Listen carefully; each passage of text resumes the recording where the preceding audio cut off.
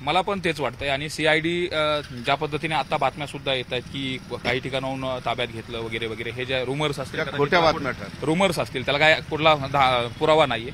मात्र बीडचं सामाजिक सलोख्याचं प्रकरण जर बघितलं आणि इथलचं एकूण सामाजिक परिस्थिती जर पाहिली तर वाल्मिक कराड यांचा चाहता वर्ग सुद्धा खूप मोठ्या प्रमाणात आहे. आणि मला असं वाटतं की प्रशासन तशा पद्धतीची रिक्स बीडमध्ये त्यांना आत्मसमर्पण करेल का, किंवा ते आत्मसमर्पण बीडमध्ये येऊन करतील का, असं याला आत्मसमर्पण करायचं असेल तर त्यांना यंत्रणेला संपर्क करावा लागेल आणि त्यानंतर ते मी आत्मसमर्पण करणार वगैरे ते जाहीर करतील.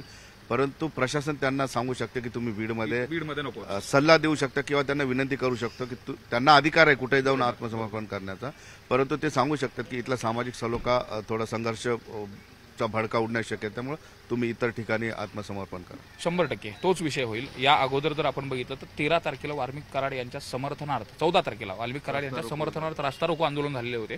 एवढंच नाही तर हा खोटा गुन्हा आणि राजकीय दृष्ट्या यात गोवलं जात असल्याचे देखील झालं होतं आणि एसपी ऑफिसवरती मोर्चा देखील निघाला होता. आणि काही ग्रामपंचायतीने आता 3 ते 4 ग्रामपंचायतीने पत्र दिलेले, निवेदन दिले तहसीलदारांना की वाल्मिक कराड हे समाजसेवक आहेत आणि त्यांच्यावरचे गुन्हे मागे घ्यावेत. म्हणजे त्यांचा पण चाहता वर्ग मोठ्या प्रमाणात चाहता वर्ग आहे. आणि आपण जर आणखी यात थोडं जर खोलामध्ये गेलं तर ज्या पद्धतीनं पंकजाताई आणि दसरा मेळाव्यातून देखील ओळख त्यांची सांगितली होती, वाल्मिक कराड कोण, तर ती जी ओळख सांगत असताना धनंजय मुंडे यांचं पानही हलत नाही, ते वाल्मिक कराड. पण आता ते धनंजय मुंडे त्यांच्यामुळे अडचणीत आले हे साहजिक आहे. पण ह्या सगळ्या गोष्टीचा जर विचार केला आणि सगळ्या गोष्टी केल्या तर ते वाल्मिक कराड जरी सरेंडर व्हायचा विषय ठरला तर ते बीडमध्ये येऊन सरेंडर होतील असं वाटत नाही. सीआयडीचं एखादं कुठलं वरिष्ठ ऑफिस असेल किंवा पुणे मुंबई अशा ठिकाणी सरेंडर होऊ शकतात, ज्याच्यामुळे कायदा सुव्यवस्थेचा प्रश्न बीडमध्ये निर्माण होऊ नये.